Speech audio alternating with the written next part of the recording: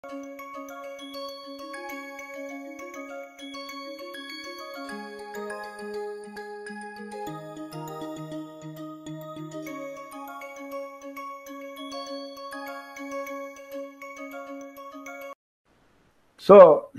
today's topic is directly abstract simplicial complexes. Abstract simplicial complex. Last time we introduced some affine geometry. Let me, before going to abstract simplicial complexes, one or two more concepts from affine geometry, let us cover that. And then come to FI, these abstract simplicial complexes. So, here is, this theorem was done. Here is a definition. Convex combination of these points, n points inside RD, it is an affine combination, lambda xi, summation lambda equal to 1. But one more condition, each lambda must be positive, non-negative also.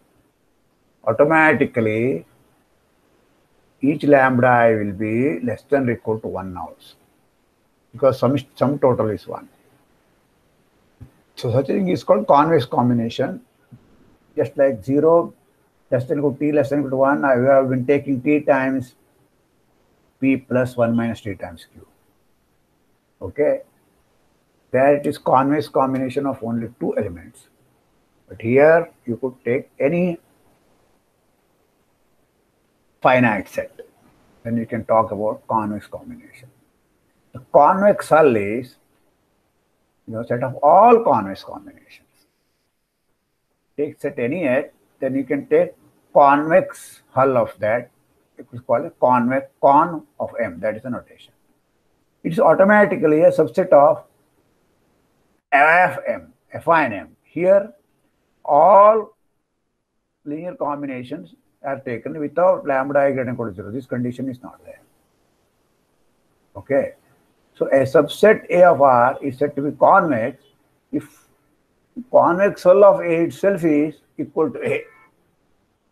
This is similar to what in topology, something is closed, its closure is equal to A. It's like that. What is the meaning of that? If you take a convex combination of finite many points of A, it is again inside A. It is similar to Fm, affine subspaces. Okay, only convex subsets here. So line segment is a convex set, not a line. Similarly, the inside of a triangle, full, not just the boundary triangle, inside of the triangle is a convex set.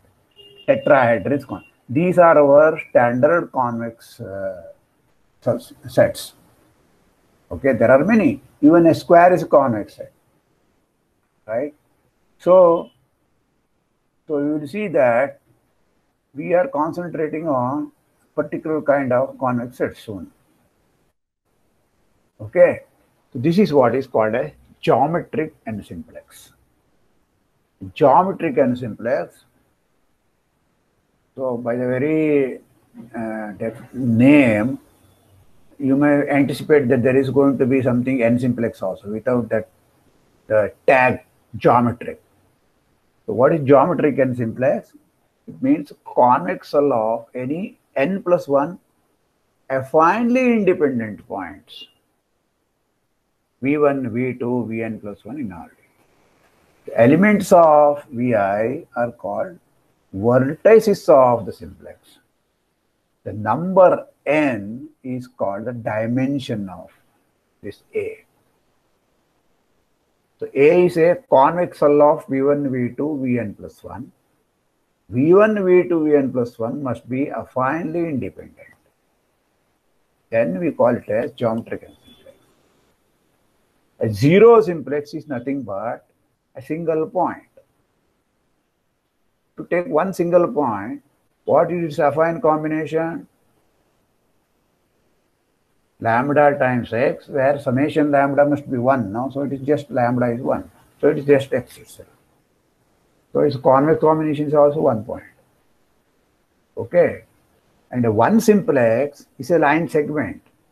And a 2 simplex is a triangle. A 3 simplex is a tetrad. These are names. Afterwards, we don't know what to do. The 4 simplex, I don't know what name I should give. So we just go n simplex. Okay, note that every element of A, unique combination of these vertices, unique convex combination. Okay, the uniqueness follows because of affine independence of V1, V2, Vn. If Ti times Vi equal to summation Si times Vi in two different ways, then what you will get is Si minus Ti times Vi will be 0, with at least one of the Si minus Ti will not be equal to 0.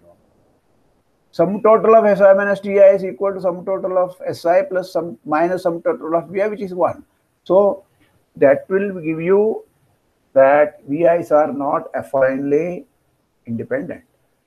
Therefore, uniqueness follows. It is exactly similar to whenever you have a linearly independent set, then every element in the linear span of these sets is a unique linear combination of the n elements there.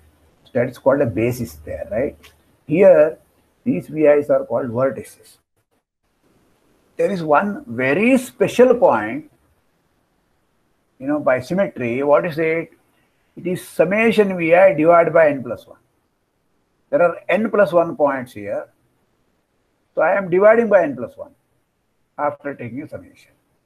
So this is a convex combination, and this point is called the barycenter of A. Okay, you may call it centroid also. Okay, there are lots of centers not in plane geometry, right? Orthocenter, incenter, and so on, various centers. We have just barycenter will do. This barycenter is called, some people call it centroid also, no problem. Here is an easy theorem. Let A and B be any two geometric simplices. Okay? There exists an affine isomorphism from A to B such that Fa equal to B, and A and B are isomorphic in that sense, affine isomorphism, if and only if dimension of A equal to dimension of B. So just the dimension will tell you that they are affinely isomorphic. Okay? So this is the starting point, maybe you can say that, the topology here is reduced to combinatorics, finite geometry. So this is the starting point of that. So you will see more and more of this kind. Let us see how to prove. Suppose dimensions are the same. Choose some labeling, that means number of vertices are the same, right? A1, A2, AK, and V1, V2, Bk. Dimension here, it will be actually equal to K is the dimension of A plus 1, one more. That means number. That's what we have seen the dimension by definition. Take f of AI equal to Bi. There is a 1-1 correspondence of vertices. Choose any 1-1 correspondence. Okay. Extends it linearly over. Extend it linearly means what now? Affine linearly. Lambda I AI summation will go to lambda I Bi summation. That's all. Just like in linear algebra. Okay. Once you have defined it over basis elements, it is uniquely defined in linear algebra. Exactly here also. It's uniquely defined because each lambda ai has unique expression. Okay. So that will give you an isomorphism. Conversely, if A to B is an isomorphism, then AIs are affinely independent. F of AI should be affinely independent. Similarly, F inverse of BI should be affinely independent. Therefore, the dimension of A, that is K and L, they must be the same. Okay, so this is all missing. Last time we couldn't do it, so I have done it. Now, we will directly take up the study of abstract simplicial complexes, which does not look like any topology at all, you will see now. Okay?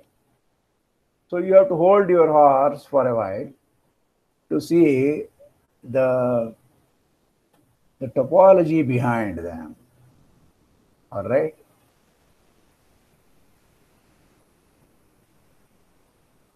So I will directly start with the definition of abstract simplicial complex. It will consist of a set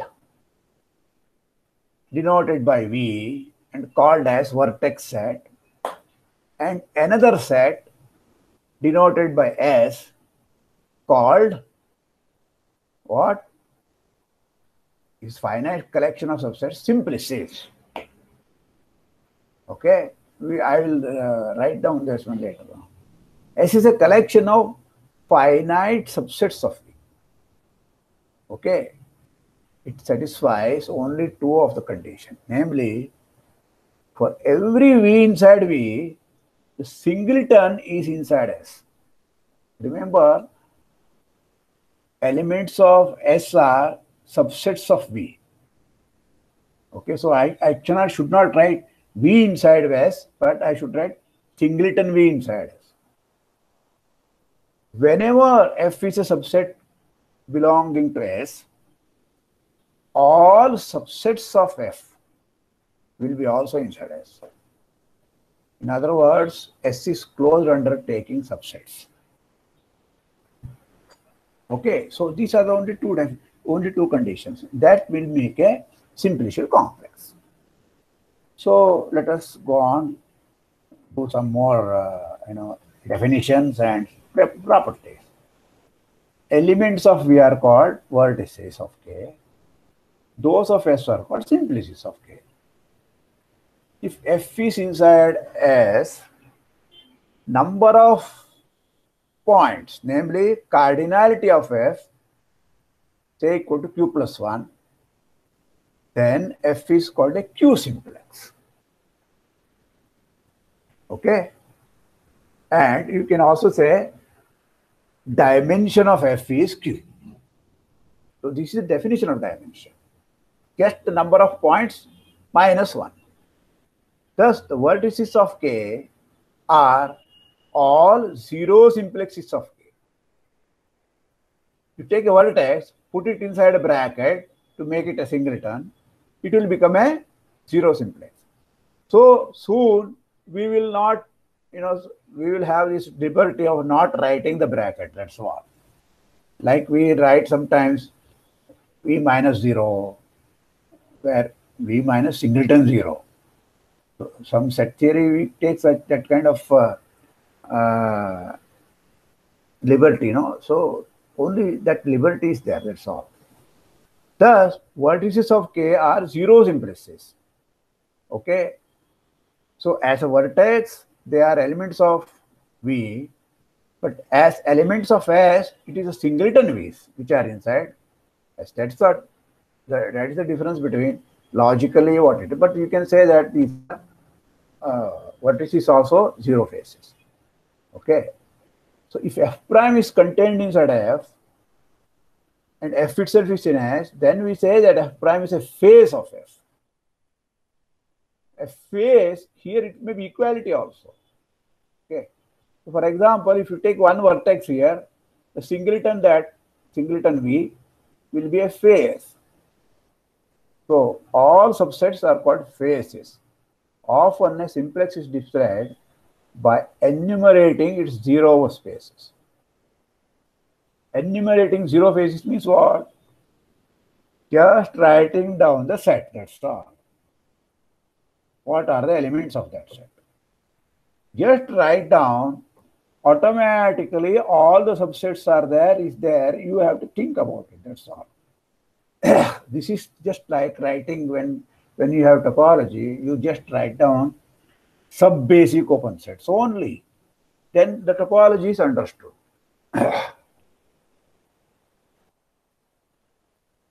Observe that we have allowed empty subset also as simplex. I never said F is not empty. Okay, empty set is also allowed. What is the dimension of empty set? There are no elements there. So cardinality is 0. Then I have to subtract 1. So the dimension is by definition -1. Okay. Finally, whenever the vertex set itself is finite,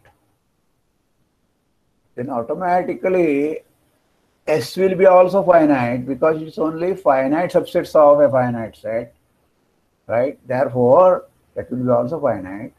So K itself is called a finite simplicial complex. The vertex set must be finite. So these are just some names. I will keep reminding you again and again. So soon you will get used to it. Now, I can assign the dimension to the whole of K. The K is an imperial complex. So what is this dimension? It is the supremum of all n, where n is what? Some simplex or dimension of some simplex in K. Suppose there is a simplex of dimension n, then dimension of K will be at least n. So you have to take the supremum. This supremum could be infinite. If there is a simplex of dimension n for every n, then dimension of K will be infinite. If it's finite means, okay, say K, what is that dimension? There is at least one simplex of that dimension, and all other simplexes are of dimension less than or equal to that n. Which is the supremum, is finite. The finiteness of K, dimension is K, does not mean that K is finite. But if K itself is finite, then the dimension has to be automatically finite. Okay, if the dimension of K is finite, then there are simplices in K of dimension n, and all simplices of dimension are, these are maximal. Maximal means what? You can't have another simplex containing that. If Rn simplex containing that, the dimension would have increased, right? So these simplices will be maximal, which means all other simplices are subsets of simplices of dimension n. Okay, not all maximal simplices need to be of the same dimension. Remember, I can have a singleton 0, singleton say 1 here, and then a simplex somewhere. Okay, both will be maximal. So dimension will be 1 here, but this singleton 0 standing away, that will have dimension 0. Okay. So whenever everything is contained in an n simplex, such a simplex is called pure. These things are very, very important in algebra and combinatorial mathematics. But for us, this will not play much role. Okay. So you can soon forget about this one. Perhaps I am never going to use this word pure. Simplicial map phi. You see, now we have introduced the definition of simplicial complex.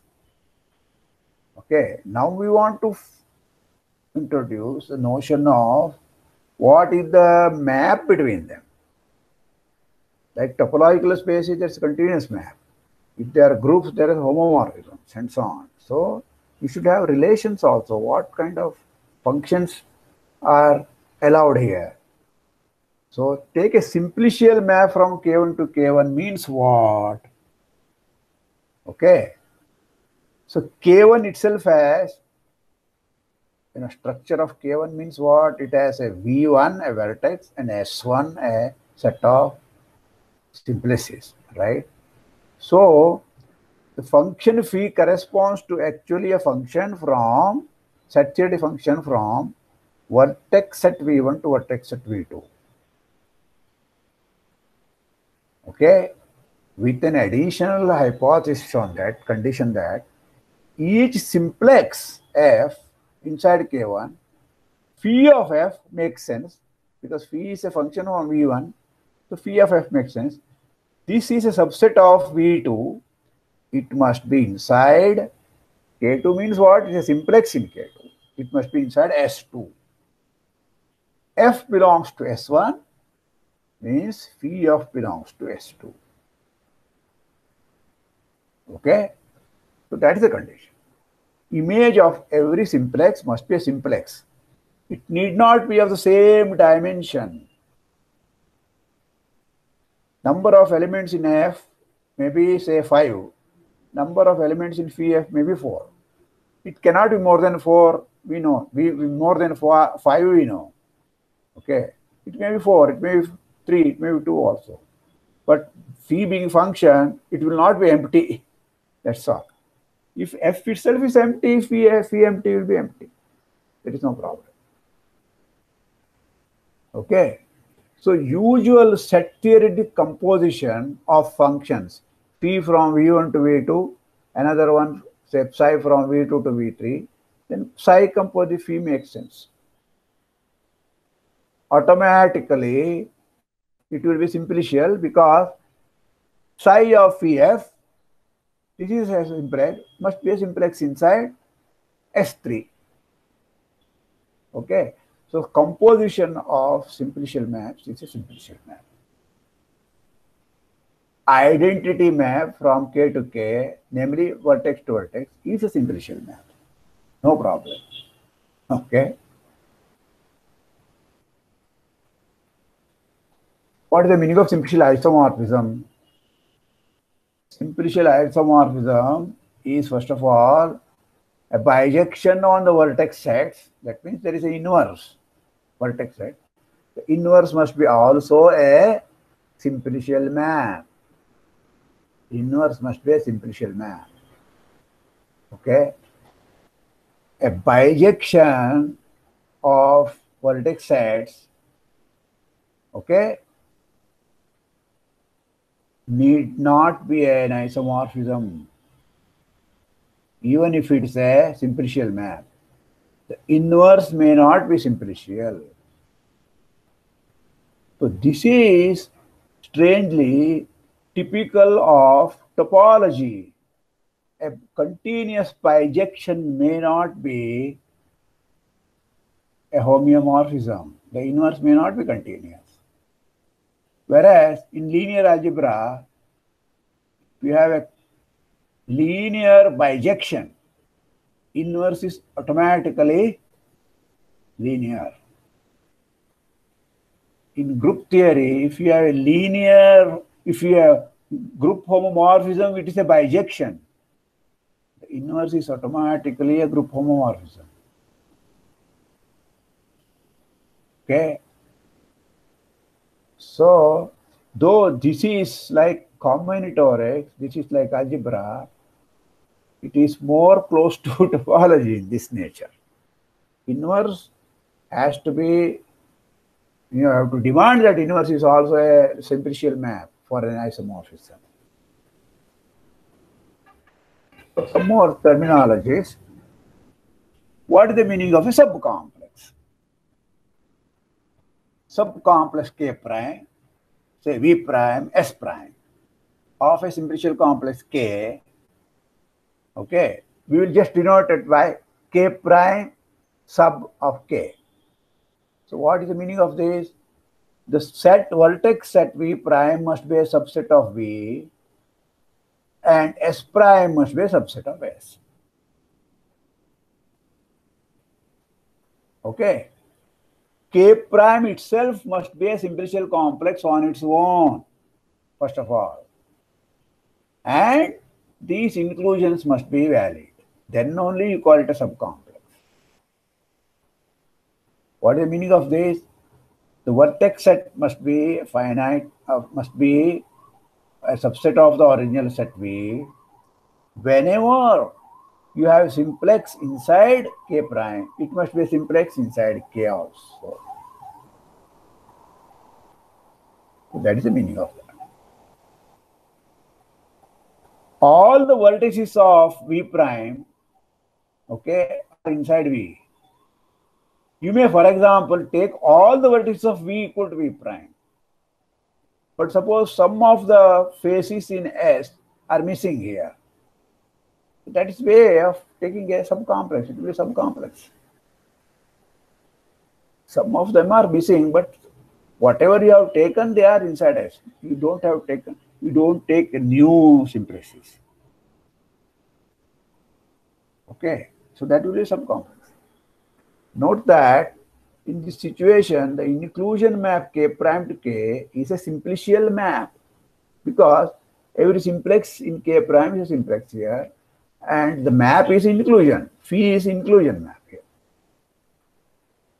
Okay, so I recall K prime itself is a simplicial complex. Okay, by subcomplex simplicial complex, we mean a simplicial complex K prime. What is the meaning of this? 1 and 2 must be satisfied. That whenever actually number 2 is most important. Whenever say F is in K prime and F prime is a subset of F, all that F prime must be also in K prime. That must be automatically here. So you can't say that you keep one subset here and miss a subset of that set. That should not happen. All right. So let us run through a few of examples now. I may not be able to do all of them. Take any set, okay, then take the collection of all finite subsets of that. S is all finite subsets. So that is a simplicial complex. So this corresponds to, like we take, in topology, what we do? We take a set and then take all subsets, right? That's a discrete, right? We are taking all subsets here, which are finite, of course, because we are not allowed to take infinite subsets. All finite subsets to take. So that is a simplicial complex. This simplicial complex contains, as subcomplexes, all simplicial complexes whose vertex set is a subset of V. You can't have anything better than that. That is why I told you that this is like a discrete space. Okay. In logic, it is discrete, but you will see that topology later on, it is the opposite. The isomorphism type of this simplicial complex depends only on the cardinality of V. Okay, I just take V and I just take W. If the cardinalities are the same, then taking all subsets here, there will be a corresponding isomorphism. All that I have to do is write down a bijection of the vertices. That's all. Take any bijection of the vertices, it will be a simplicial isomorphism. Sir, the dimension would be 1 plus cardinality of V, right? Dimension of S of this K. Yes. Dimension of this K could be infinite. Depends upon what is V. Suppose V is infinite set.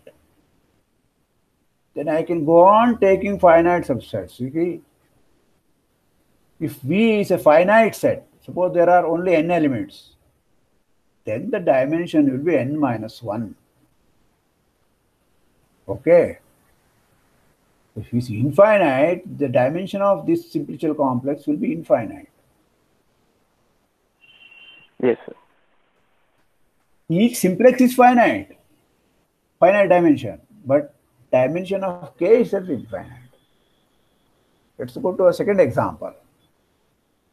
Consider a special case where V itself is finite. That's what we are discussing, right? With n plus 1 elements. This is a very important one for us. Now, what are you taking? You are taking n plus 1 element set, then you are taking all subsets, empty set, then all the singletons, then all the doubletons, all the tripletons, and so on. You are taking. Okay? Yes or no? Yes, yes, sir. This is now characteristic of our what we are calling that standard n simplex. What we do, take the basic unit vectors E1, E2, En plus 1 inside Rn plus 1. Okay. We denote this corresponding simplicial complex by the simple delta n. Now I am giving you another specific case. Instead of arbitrary set V, I am taking V to be E1, E2, En plus 1. Okay. Then take all subsets of E1, E2, En plus 1. That simplicial complex we are denoting by delta n without the bars. Convex combination, remember, convex combination of this set was denoted by mod delta n. So soon we will understand what is the difference between these two symbols, okay? Right? So this overuse of the same symbol is deliberate because they are very closely related. So you have to hold your horses till what is the difference between them. What I want to say is, again I repeat, take any simplicial complex with this property, namely n plus 1 points, and then all subsets. They are all isomorphic to this delta n. Because our previous thing here, this remark is applicable here also. Take any bijection of the vertex set, that will give you an isomorphism. So up to isomorphism, and n simplex, okay, the delta n is unique. Okay, there is a single one.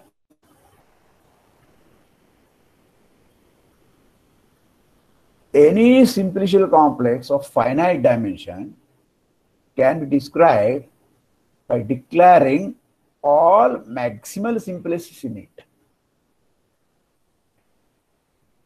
Okay?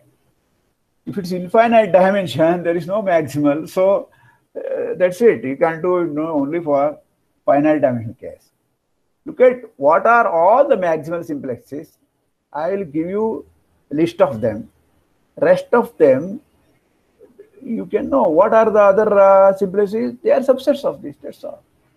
In fact, all subsets of whatever I have given you, they must be there. So this is an easy way of programming a computer for a simplicial complex. You just declare what is the rule for simplicial complexes, it understands. Then you give the list of maximal simplices over. Okay. So this is especially effective while describing a finite simplicial complex. We need to merely list all maximal simplices. If F is a simplex of a simplicial complex, then the set of all faces of F, okay, just only take the faces of F, including F itself, that itself will be a subcomplex. Okay, that subcomplex also we will denote by F. This is just like when you have a subset of a topological space X, then you write the subspace also by that symbol, same symbol, no? But what is a subspace? It consists of all those open sets inside X intersection with A. You intersect with A, that is the collection of open subsets for A. You don't keep on writing that, right? So that is like that. So denoted by F itself, okay? The set of all proper faces of F, which means F excluded. That will be also a subcomplex. Just the biggest one, the F is not there, but rest of them are there. That is a subcomplex again, right? So that will be denoted by BF, B corresponding to the boundary. For example, suppose I take a 3 simplex. A 3 simplex is a tetrahedron. Okay. If I take the boundary, namely the tetrahedron itself is not taken, all its subsets are taken. What do I get? All the 4 triangles I will come. So they form the boundary of the tetrahedron. If you take a simplex, one simplex, what will be its boundary? It will consist of just 2 singletons, which are the boundary points. So it is like removing the interior. Yeah, no, but we should not speak of that yet because we haven't given any topology. Okay. Yeah, we are removing the whole simplex. The simplex is V1, V2, the subset. Its subset, its subcomplex, its faces are singleton V0, singleton V1.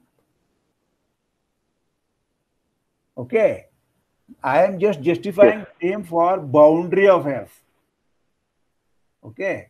For this, you can look at the copy of this one, namely the standard simplex. What was the standard simplex? It was the line joining, delta 1 line joining that one. So there you have the topology, right? Though we haven't given topology for all the simplicial complex. That is why I have brought this delta n and mod delta n. Okay. The motivation is geometric, but definitions are all abstract. Yes, sir. If the dimension of F is n, okay, then F is a carbon copy of delta n. I am just repeating the same thing, that F is isomorphic to delta n. This should already justify to some extent the claim that simplicial complexes delta n's, delta 1, delta 2, delta 3, and so on, are the building blocks of simplicial complex. Because each simplex there is just a copy of delta n. That n will depend upon the dimension. That's all. Okay. I think I will stop here. Next time we will do some more examples. Thank you.